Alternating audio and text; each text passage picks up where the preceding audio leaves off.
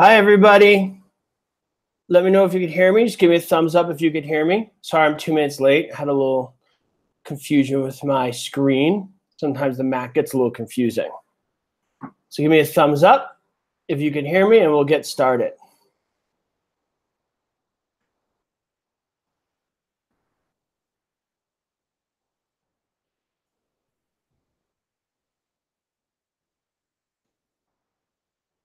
Okay. Sounds good. All right, give you a heads up. Tomorrow we're doing it at the same time. Tomorrow I'm doing the public webinars, just so you guys are aware. You guys know that usually I do these private ones for our premium members, but every so often, like probably once or twice a month, I do a public ones. Tomorrow there'll be a lot more people on it, so the chat's going to go a lot more fast. But I don't do those often. The daily ones you guys participate in are going for premium members, and about once to twice a month I do a public one. So just to give you guys that heads up. Okay, with that being said, all right, let's get started. Okay, which of the following best statements best shows the difference between an exclusive right to sell and either an open or an exclusive agency? A, an exclusive right to sell agreement permits the seller to sell his house without paying a fee. The others do not. B, an exclusive right to sell agreement enables sellers to negotiate a commission. The others do not. C, an exclusive right to sell guarantees the listing brokers a commission if he or she or any other cooperating broker procures a ready, willing, able buyer under the seller's terms and conditions. Exclusive agency and open listings do not provide the same. D, an exclusive right to sell appoints only one agent, the others do not. So what do you guys think the answer is? Let's see. What do you guys think? Anybody? Okay, I see C, C.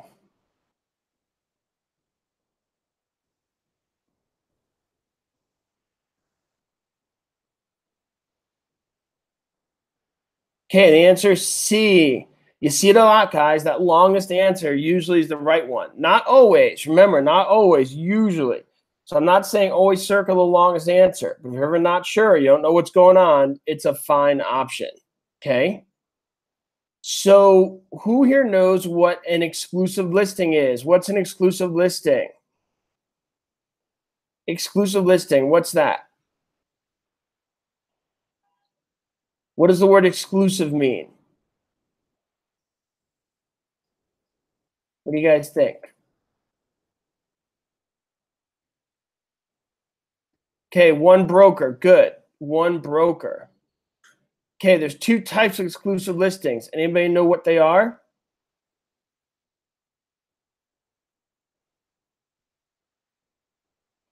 Okay, I see Allison and Ann are writing about two different types of exclusive listings. Be careful with that. Okay. So you want to first know what an exclusive listing is. It means there's one broker. There's two types of exclusive listings: exclusive right to sell and exclusive agency. All right. So you don't want to get that confused. Okay, so an exclusive listings have exclusive right to sell and exclusive agency. What is exclusive right to sell mean? Anybody? What is exclusive right to sell? What does exclusive right to sell mean? Who knows? What does an exclusive right to sell listing mean? Okay, good. Anne wrote, you get a commission regardless of who brings the buyer. Excellent. All right. What does exclusive agency mean? What does exclusive agency mean? Exclusive agency. Anybody?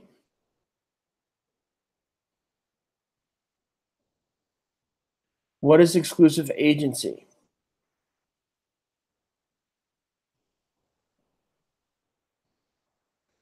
Okay, exclusive agency means seller can find the buyer and there's no commission due to the agent. Good. Okay. And what is an open listing? Anybody? An open listing. What's an open listing? Who knows what an open listing is? Open listing. Who knows? Open listing. Okay, so you could hire many brokers at once. In which of those three that we just mentioned do you not have to prove that you're the procuring cause of the buyer? In which of those three that we just mentioned do you not have to prove that you're the procuring cause of the buyer? What do you guys think? In which of the three that we just mentioned do you not have to prove that you're the procuring cause of the buyer? Good. Exclusive right to sell. Nice job, everybody. Good job.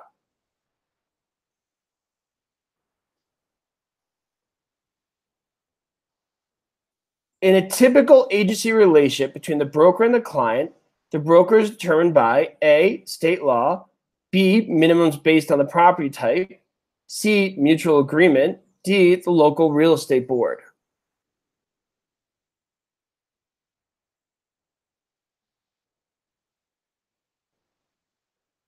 Okay, the answer is C. That was an easy one. So I hope all of you guys got that right. That was an easy one. Hopefully a lot of these are starting to get easier and easier. Was there any of you guys, when you first started this, it looked overwhelming? You're like, how am I going to do this? But the more you kind of learn your vocabulary, the more you do it. And then you get to the point of like, oh, this isn't that hard. Who here is like that? When it started feeling overwhelming, the more you study, the less intimidating it's become. It almost seems like silly when you look at yourself and you start, you're like, oh, what was I afraid of? Good. It's like learning another language. As it starts to make sense, it kind of has a snowball effect. The learning just keeps kind of growing, and it all kind of comes together. Anybody who's learned another language knows what I'm talking about. At some point, things click and things start to come together. Okay, here we go. Next one. Which is an example of an ostensible agency? Okay, A, the principal showed by actions that the agent's actions were accepted. B, a broker was able to sell only one of the owner's properties. C, a broker was able to sell any or all an owner's properties. D, a selling broker acting as subagent of a listing broker.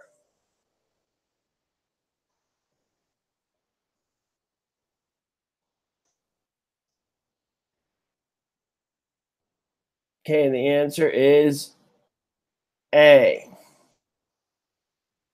Good. Shown by actions. Ostensible agency shown by actions. Thank you for the compliment, Lisa Hess. I appreciate it. As you guys study, please keep in mind my methods of teaching. And what I try and do is make things as simple as possible. All right. Some of you guys, I learned as a teacher for a few years now, many years now, try and memorize these complicated terms. And that's fine. But then if you see on your exam anything that's not exactly like what you memorized, you're very confused. But if you understand the concepts on a very simple level, it makes it much easier to pass your exam if things are not exactly as you saw them in your studies. Okay, moving right along. In order to be entitled to a commission, a broker must show that she was the procuring cause of the sale under all the following types of listings except A, open listing, B, non-exclusive listing, D, exclusive authorization or right to sell, or D, exclusive agency.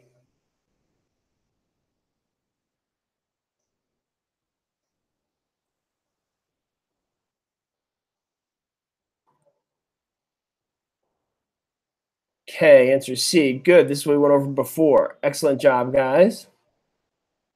Exclusive authorization and right to sell.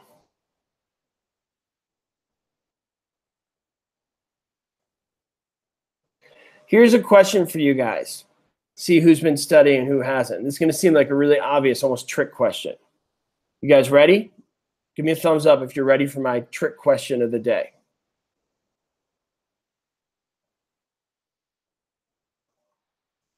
Where's my thumbs up? Did I see the thumbs up? Okay. What is your license going to say after you pass? What is your license going to say? What kind of license are you going to obtain? What kind of license are you going to obtain? Well, after you activate it. Okay, so you guys are going to get a real estate license. Full term, a real estate salesperson's license, a real estate license.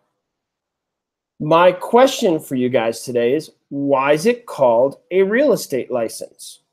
Why is it not called a property license? Why is it not called a land salesperson's license?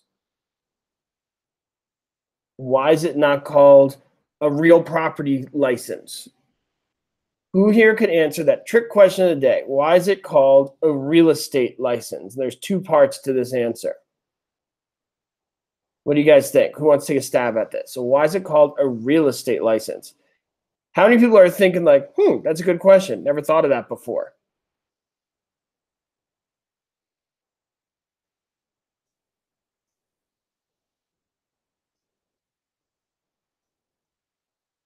Okay. So Marco Melendez is the most on track. All right. Good job, Marco. Big high five for you. Okay. So first you got the word real. Hey, real has to do with real property. Anything that goes to the land. Okay. So that incorporates more things than just houses or just land. It has to do with real estate. Okay. The word estate has to do with duration of time. We learn when we do the less than freehold estates and freehold estates, different types of time. Okay, so you got your real, which is the real property. Then you have estates. Estates go into two different categories, less than freehold and freehold. You guys remember that? Give me a thumbs up if you remember that. Less than freehold and the freehold. Okay. The freehold has to do more with ownership. Less than freehold has to do with leases. And by no coincidence, both of them need a real estate license. So for you guys who got it right, all right, not only are you going to get this right on your exam, but it's also a great conversation piece when you have new clients, so you sound super smart. Okay, when you have nothing to talk about and they say, you have a real estate license. You're like, by the way, you know why it's called a real estate license, right? And then you could go into some blurb and they'll think you're super smart. Okay. Okay, so next question. Hopefully you guys are happy we went over that because it helps you with your exam and stuff you should probably know. Okay, an agent who represents the buyer exclusively may A, present offers to the seller and seller's agent, B, be retained but must be disclosed to the seller, C, be delivered to the seller within 1 day, D, present offers to the seller only. What do you guys think?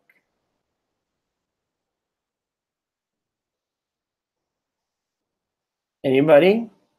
What do you guys think?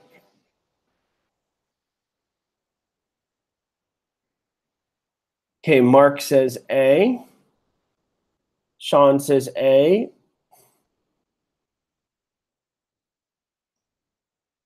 Good. Excellent.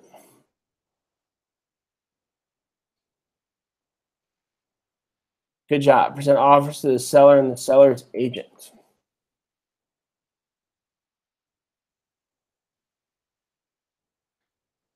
The final decision establishing the listing price is made by the A, owner, B, salesperson, D, broker, D, appraiser.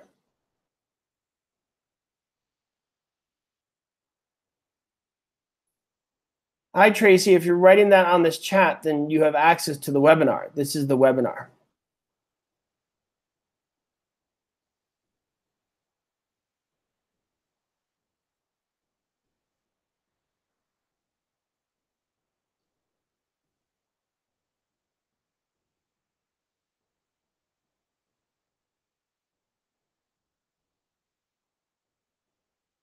Okay, and the answer is A.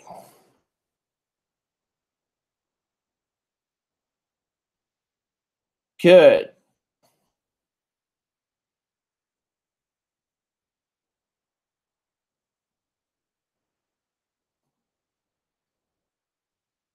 Okay, moving right along.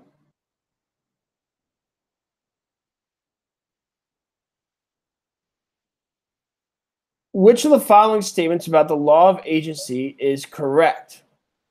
A, it does not require a high degree of loyalty and fidelity from an agent.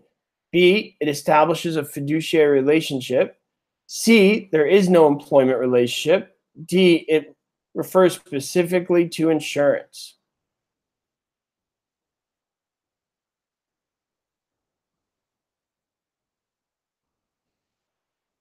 Okay, and the answer is B.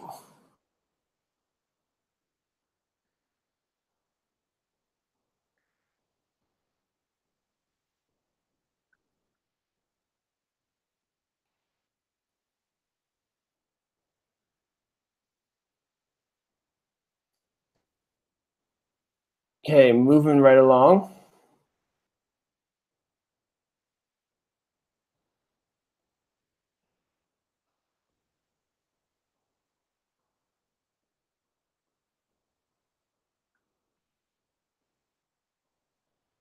Within the agency agreement is a statement that binds the buyer to paying the broker's fee if within a stated number of days the buyer purchases a property that was shown to the buyer during the agency period. This clause is called the A, automatic extension clause, B, buyer liability clause, C, broker protection clause, D, limited coverage clause.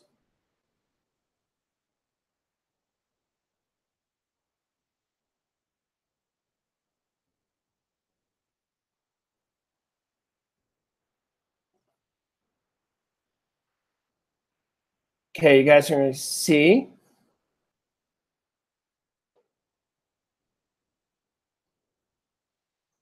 Okay, so they said broker protection clause. They also call this protection period clause. Okay, also known as a safety clause. Okay, it's a time to find a new buyer after, excuse me, to close a deal with a buyer after the listing expires. Okay. Are you guys feeling like these questions are pretty easy? I see this group is doing pretty well. So I'm wondering if we should switch it up to some vocabulary to kind of challenge you guys a little bit more, because it feels like you guys are getting these right. So this group seems to be pretty on it. What do you guys think? Should we switch it up to some vocabulary questions? Okay, good.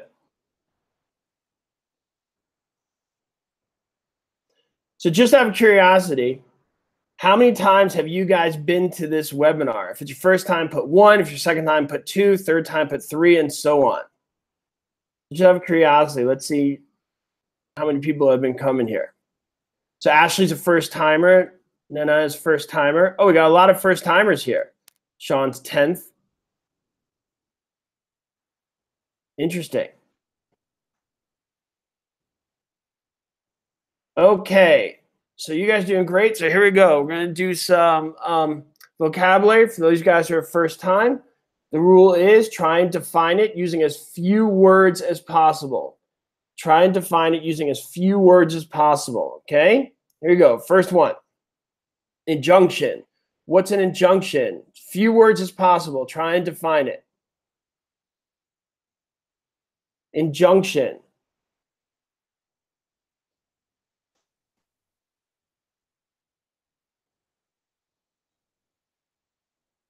Okay, so court order to stop. Good. Court order to stop.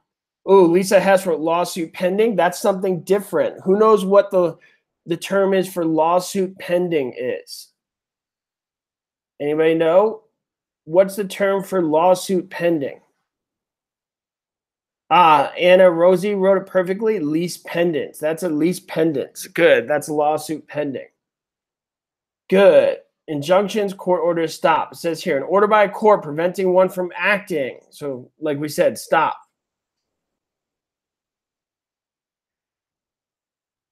Bill of sale. What's a bill of sale? Bill of sale. What do you guys think? A bill of sale.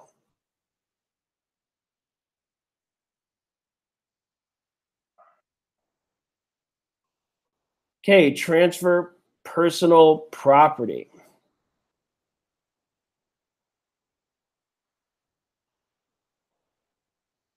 Transfer personal property. What is used to transfer real property? Who knows what is used to transfer real property?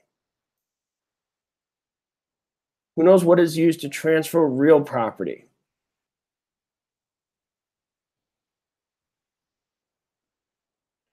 A deed, a deed, a deed. Title is ownership. A deed transfers real property. Good. By the way, on a side note, just a little encouragement for people who are struggling. I need you guys to answer. And don't be afraid if you answer wrong. It helps me know what I need to explain. Okay? So please, if you are unsure of your answer, don't be afraid to answer. This is the place to do it. The other people in the chat have been great. We've been doing this for over a month now, about 2 months.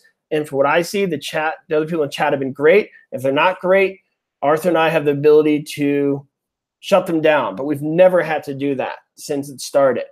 So please, if you're unsure of something, don't be afraid to answer and get it wrong. Then we know to explain it, and the other people in the group have always been great in explaining things and working together so we all understand. Okay, am I right? Everybody in the chat, we want everybody to try and help others out if they struggle. Yes, give me a thumbs up if you agree. Yes? Okay.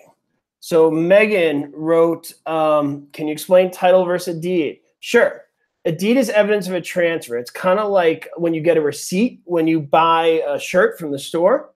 Okay, so it's like evidence of the transfer. And then when you get that shirt and you write your name on your back, I guess you haven't done that since you were in summer camp when you were little, that's title. So the deed is just evidence of a transfer. There's many of different ways to have deeds, but there's no point if you're trying to learn grant deeds, quitclaim deeds, general warranty deeds, special warranty deeds, if you don't understand the primary premise that the deed is evidence of a transfer. Okay, title is ownership. Thanks for the encouragement, guys. Like I said, we have the ability to kick somebody out of the chat, but we've never had to do that. And that's been such a great thing that we've learned since we've done this. Not once have we had to have somebody that was not nice to the other people in the chat or disrespectful to me. That hasn't happened once. Okay, so a blind ad. What's a blind ad?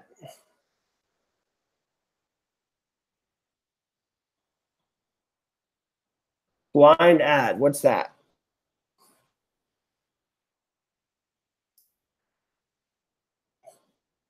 No broker's name. Good. Remember that with 3 words. No broker's name. You'll get it right. Good job, everybody. No broker's name.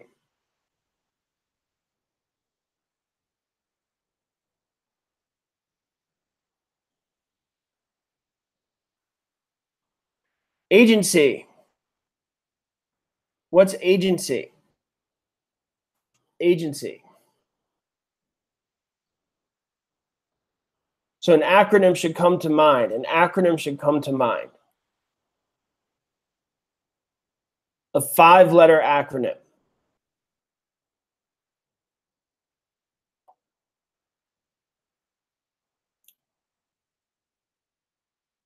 Kathy got what I was getting at. Nice job, Kathy. A cold. Okay, so Kathy wrote a cold, and some of the other guys did as well. What does that stand for? A cold. What does that stand for? Okay, Melissa wrote accountability, care, obedience, loyalty, and disclosure. I like to write accountability, confidentiality, which could be seen as similar as care, obedience, loyalty, and disclosure. Good. All right, so nice job, Melissa. Great job. I want you guys to remember that, please. That's one of those easy ones to get right on an exam, okay? The big thing that comes up in your exams you have to remember is money's not part of that agency relationship, okay? That comes up with the contract when you see the word consideration, but even then, money does not have to be, consideration does not have to be money, all right?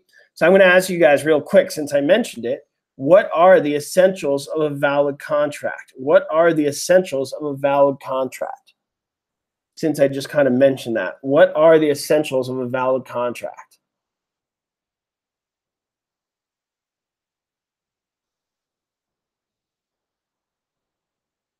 Who knows? What are the essentials of a valid contract?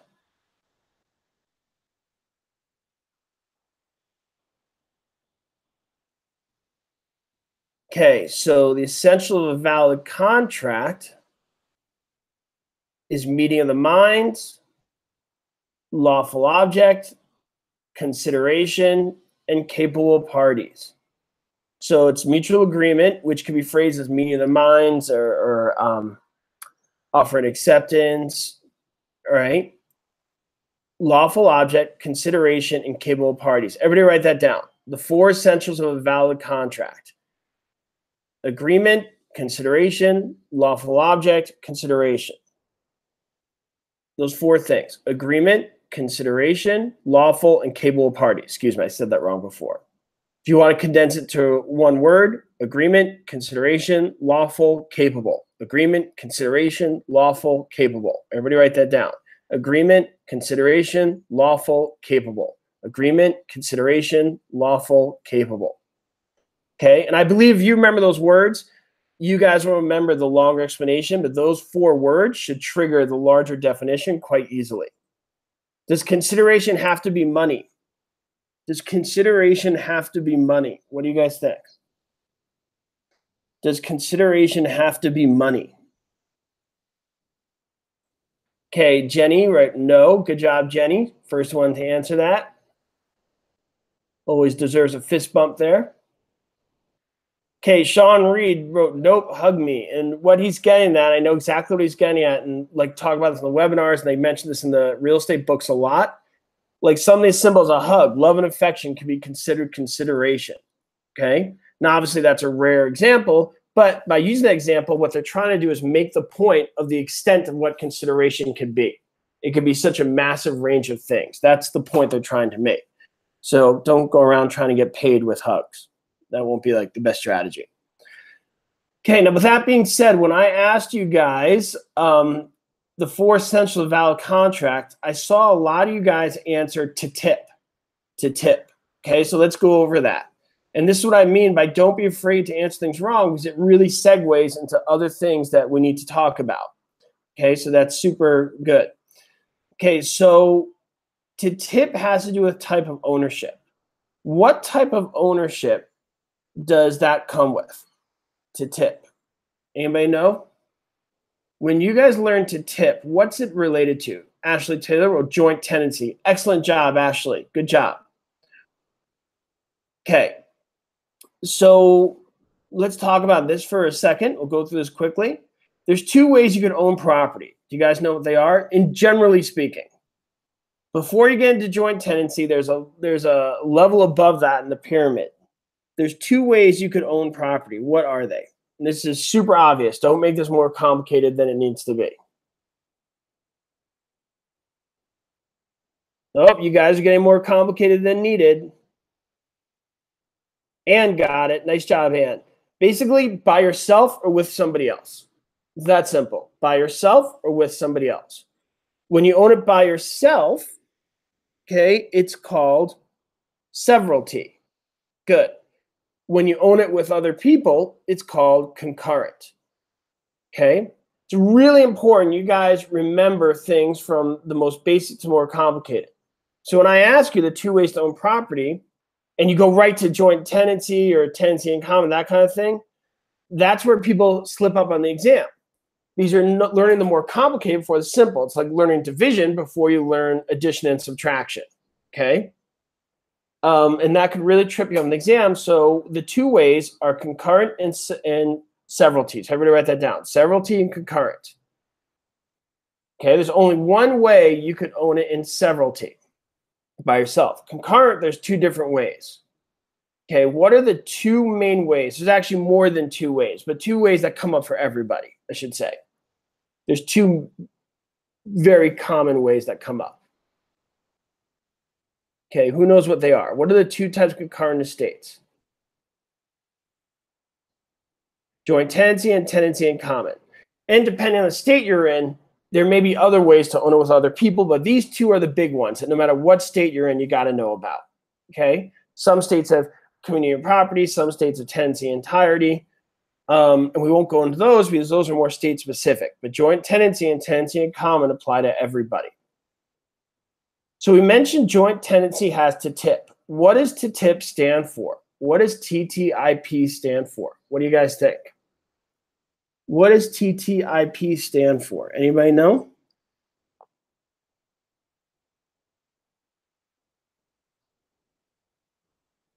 Okay, Latrice Patterson wrote time, title, interest, and possession. Great job, Latrice. Okay, time, title, interest, and possession. Good. Doesn't it feel good when you're the first one to get it right? Then you know you're not just writing down what other people wrote. It always feels good. With that being said, if you're not the first person, I still want you guys to write it because, like I've explained many times, writing it helps you remember. I can't emphasize that enough. When you guys write in this chat, it makes you more active, makes you a more active participant, and it helps you learn. So even if you're not the first person to get it right, I always want you guys to write the answers. Okay, so time, title, interest, and possession. Good. Okay, which one of those unities apply to a tenancy in common? Which one of those unities apply to a tenancy in common? Who knows?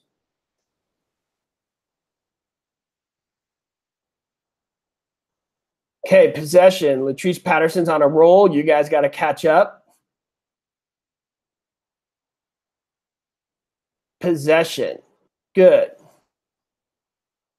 Possession. Okay, so you got possession. Which one of those have the right of survivorship? Which one of those have the right of survivorship? Which one of those have the right of survivorship? Allison Sims got it right. Joint tenancy. Joint tenancy has the right of survivorship. Okay, good job, Allison. Joint tenancy has that right of survivorship. That just means if somebody dies, the other owners gets the property. Whereas a tenancy in common, if somebody dies, it could go to their heirs or wherever else it was willed to.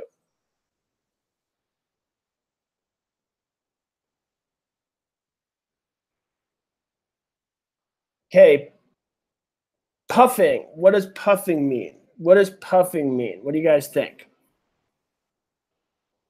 Puffing.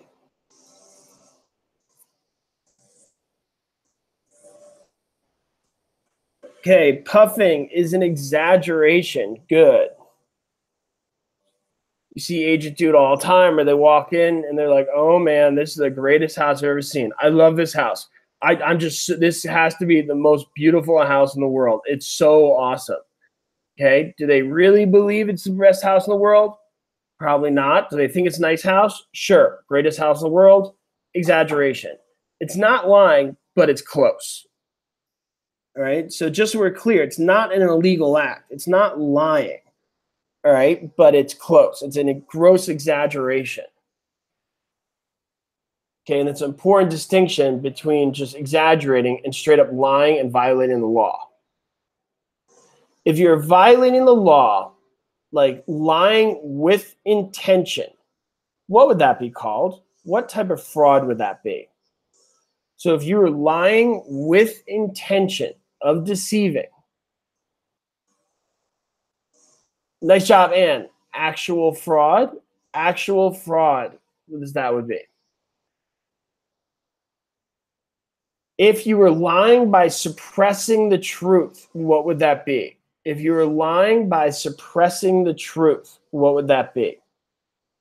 So you weren't verbally lying to the person. You were just intentionally not mentioning a fact that you were aware of. What would that be? What do you guys think? That would not be constructive fraud. Constructive fraud, you weren't aware you were lying. It was a genuine just mistake. So constructive fraud is not the correct answer. The correct answer in that one would be negative fraud. Would be negative fraud. Oof. You guys make sure you guys look that up when you get off this webinar. So actual fraud is just straight up lying to somebody's face. Constructive fraud is you're lying, but you don't mean to be lying. Okay? So you tell somebody a house is blue, right? And you generally think it's blue. You didn't know that the house got painted and it was red now. Okay, that's constructive fraud. You didn't mean to lie. Negative fraud, okay, is when you know the house is blue and they think it's red, but you're purposely not talking about it. You're purposely trying to get them to sign the contract and avoid that conversation when you know full well the color of the house. Okay, does everybody understand the difference between the three? It's an important distinction, and you guys understand the difference between those three. So I recommend everybody look up actual fraud, constructive fraud, and negative fraud when we get off this webinar. Okay, so one's just straight up lying, other one's lying without intention, and the other one's lying by suppression, suppressing the truth. Okay? Okay, chattel. What's chattel? Anybody know? Chattel real. Anybody?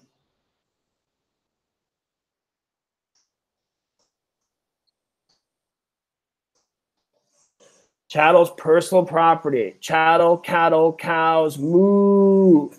Remember that. Move. Everybody who takes my classes gets that one right.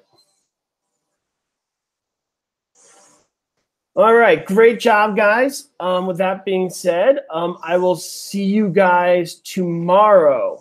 Same time tomorrow. All right, thanks for participating. These things are getting more fluid and better every time we do it. So we will see you guys tomorrow. And this is Joe from PrepAgent. Okay, thanks, everybody.